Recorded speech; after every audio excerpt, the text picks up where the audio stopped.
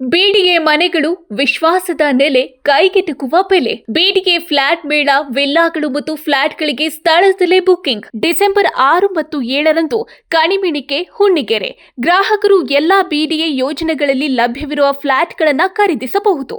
ಸಹಾಯವಾಣಿ ಸಂಖ್ಯೆ 9413166622.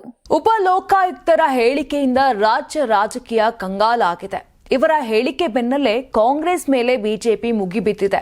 ಏಟಿಗೆ ಎದರೇಟು ಅನ್ನೋ ಹಾಗೆ ಒಂದರ ಮೇಲೊಂದು ಟಾಂಗ್ಗಳು ಶುರುವಾಗಿವೆ.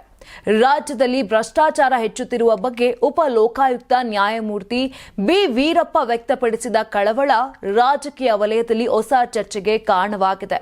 ಕರ್ನಾಟಕದಲ್ಲಿ 63% ಭ್ರಷ್ಟಾಚಾರ ಇದೆ. ಕೇರಳದಲ್ಲಿ ಇದು ಕೇವಲ 10% ಮಾತ್ರ. ಇದನ್ನು ಈಗಲೇ ನಿಯಂತ್ರಣ ಮಾಡದಿದ್ರೆ ಭವಿಷ್ಯದಲ್ಲಿ ಗಂಭೀರ ಪರಿಣಾಮ ಎದುರಾಗಬಹುದು ಎಂದು ಎಚ್ಚರಿಸಿದ್ರು. ಉಪ ಲೋಕಾಯುಕ್ತರ ಈ ಹೇಳಿಕೆ ಹೊರಬಿದ್ದ ಕೆಲವೇ ಗಂಟೆಗಳಲ್ಲಿ ವಿಪಕ್ಷ ನಾಯಕ ಆರ್ ಅಶೋಕ್ ಕಾಂಗ್ರೆಸ್ ಮೇಲೆ ಟ್ವೀಟ್ ಮೂಲಕ ಕಿಡಿಕಾರಿದ್ದಾರೆ. 40% ಕಮಿಷನ್ ಎಂದು ಬಿಜೆಪಿ ಸರ್ಕಾರದ ಮೇಲೆ ಇಲ್ಲ ಸಲ್ಲದ ಸುಳ್ಳು ಆರೋಪ, ಅಪಪ್ರಚಾರ ಮಾಡಿ ಕನ್ನಡಿಗರ ದಿಕ್ಕು ತಪ್ಪಿಸಿ ಅಧಿಕಾರಕ್ಕೆ ಬಂದ ಕಾಂಗ್ರೆಸ್ ಪಕ್ಷ ಈಗ ಸಂಪೂರ್ಣವಾಗಿ ಕಮಿಷನ್ ದಂಧೆಯಲ್ಲಿ ಮುಳುಗಿದೆ. ಸರ್ಕಾರದ ಪ್ರತಿಯೊಂದು ಇಲಾಖೆಯಲ್ಲೂ ಭ್ರಷ್ಟಾಚಾರ ತುಂಬಿ ತುಳುಕಾಡುತ್ತಿದೆ. ಕರ್ನಾಟಕದಲ್ಲಿ 63% ಭ್ರಷ್ಟಾಚಾರ ಇದೆ ಎಂದು ಸ್ವತಃ ಉಪ ಲೋಕಾಯುಕ್ತರೇ ರಾಜ್ಯ ಸರ್ಕಾರಕ್ಕೆ ಸರ್ಟಿಫಿಕೇಟ್ ಕೊಟ್ಟಿದ್ದಾರೆ ಅಂತ ಟ್ವೀಟ್ ನಲ್ಲಿ ಉಲ್ಲೇಖಿಸುತ್ತಾರೆ. ಮುಖ್ಯಮಂತ್ರಿ ಸಿದ್ದರಾಮಯ್ಯನವರೇ ಮತ್ತು ಉಪಮುಖ್ಯಮಂತ್ರಿ ಡಿಕೆ ಶಿವಕುಮಾರ್ ಅವರೇ ಈಗೇನು ಹೇಳ್ತೀರಿ? ನೈತಿಕ ಹೊಣೆ ಹೊತ್ತು ರಾಜೀನಾಮೆ ಕೊಡುತ್ತೀರಾ ಅಥವಾ ಇದೇ ಬಂಡವಾಳು ಮುಂದುವರಿಸುತ್ತೀರಾ ಅಂತ ಅಶೋಕ್ ಪ್ರಶ್ನೆಯನ್ನ ಮಾಡಿದ್ದಾರೆ.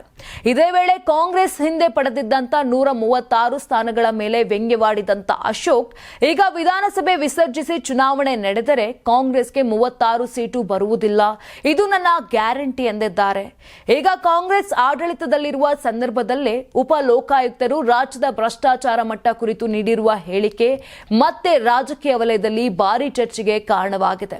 ಈ ಹೇಳಿಕೆ ಬೆನ್ನಲ್ಲೇ ಕಾಂಗ್ರೆಸ್ ಸರ್ಕಾರದ ವಿರುದ್ಧ ಬಿಜೆಪಿ ಮಾಡಿರುವ ಆರೋಪಗಳು ಎಷ್ಟು ನ್ಯಾಯಸಮ್ಮತ? ಕಾಂಗ್ರೆಸ್ ವರ್ಸಸ್ ಬಿಜೆಪಿ ರಾಜಕೀಯ ಟಾಂಗ್ಗಳಲ್ಲಿ ತಪ್ಪು ಯಾರದು? ಇದು ಆಡಳಿತದ ವೈಫಲ್ಯವಾ ಅಥವಾ ರಾಜಕೀಯದ ಅತಿರೇಕವಾ? ನೀವೇನಂತೀರಿ? ಕಮೆಂಟ್ ಮಾಡಿ. ನೀವು ಸಣ್ಣ ಆಗ್ಬೇಕಲ್ವಾ? ಅದು ಒಂದು ಉತ್ತಮ ಆಹಾರದಿಂದ ಸಣ್ಣ ಆಗ್ಬೇಕಲ್ವಾ? ಪ್ರತಿದಿನ ನಮ್ಮ ಜೀನಿ ಸ್ಲಿಮ್ ನ ಯೂಸ್ ಮಾಡಿ ಯಾವುದೇ ಸೈಡ್ ಎಫೆಕ್ಟ್ ಇಲ್ದಂಗೆ ನೀವು ಸಣ್ಣ ಆಗ್ತೀರಾ.